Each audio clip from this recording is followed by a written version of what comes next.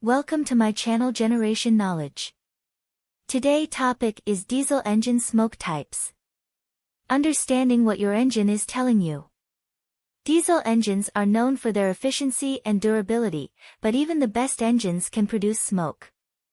Understanding the type of smoke emitted by your diesel engine can help diagnose problems and prevent further damage.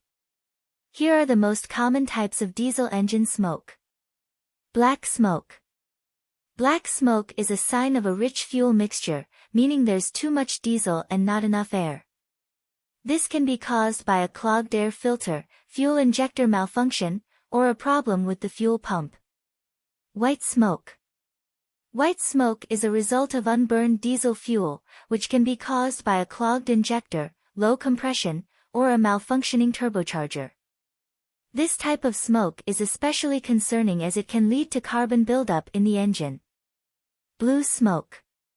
Blue smoke indicates that oil is being burned in the engine, which can be caused by worn cylinder walls, valve seals, or worn piston rings.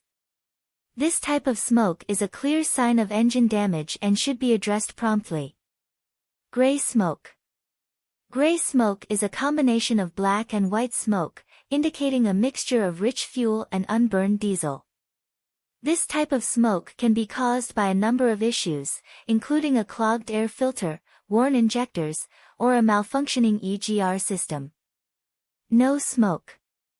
Lack of smoke from a diesel engine can indicate that the engine is running too lean, with too much air and not enough fuel. This can lead to reduced engine performance and eventually engine damage. In conclusion, understanding the type of smoke emitted by your diesel engine is an important step in diagnosing problems and preventing further damage. Regular maintenance and monitoring of your engine's smoke can help keep your diesel engine running smoothly for years to come.